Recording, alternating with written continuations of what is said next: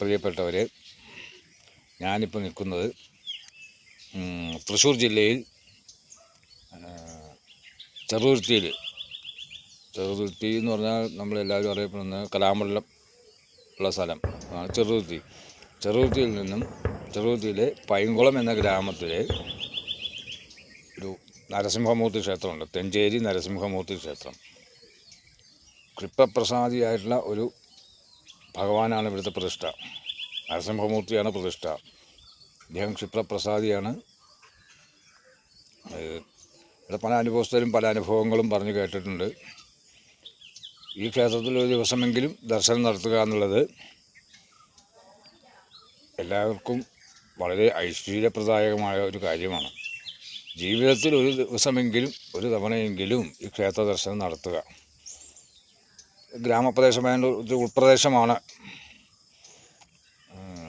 അതിനാൽ ഈ ഇടിഞ്ഞു പൊളിഞ്ഞ് നാമാവശേഷമാകാറായിരുന്ന ഒരു ക്ഷേത്രമായിരുന്നു ഇത്, എൻ്റെ അനുഭവത്തിൽ. പിന്നെ അനുഭവസ്ഥരുടെ പഴയകാല ആളുകളുടെ വാക്കുകളെല്ലാം ഞാൻ കേട്ടിട്ടുണ്ട്. ഈ ക്ഷേത്രത്തിലെ ഓരോ ചരിത്രങ്ങളെക്കുറിച്ച് കേട്ടിട്ടുണ്ട്. മുഴുവൻ എനിക്കിവിടെ വിശദീകരിക്കാൻ പറ്റുന്നില്ല. എനിക്ക് പറയാനുള്ളത്, ഒരു ദിവസമെങ്കിലും ഇവിടെ ദർശനം നടത്തുക. ഈ അഭീഷ്ടവരദായൻ എന്ന് പറയുന്ന പോലെ മാതിരി അങ്ങനെയുള്ളൊരു ഇതാണ് എൻ്റെ അനുഭവം. എൻ്റെ അനുഭവമാണ് ഞാൻ പറയുന്നത്. ഈ ക്ഷേത്രത്തിൽ ഒരു ദിവസമെങ്കിലും ദർശനം നടത്തണം. ഒരു നേരം, ഒരു ജീവിതത്തിൽ ഒരിക്കലെങ്കിലും ദർശനം നടത്തുക. എല്ലാ കാര്യങ്ങളും തടസ്സങ്ങളും നീക്കിത്തരുന്ന ഒരു ഭഗവാനാണ് ഇവിടുത്തെ പ്രതിഷ്ഠ. നരസിംഹമൂർത്തിയാണ്. അദ്ദേഹത്തിന് തൊട്ട് മുമ്പിൽ തന്നെയാണ് ഒരു കുളം ഉണ്ട്.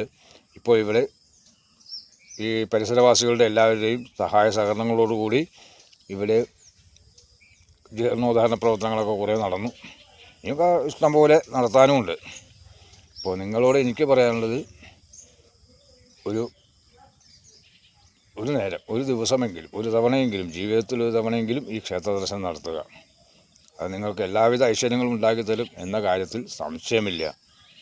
പറഞ്ഞുകൊണ്ട് ഞാൻ ഉപേന്ദ്രവർമ്മ. നമസ്കാരം.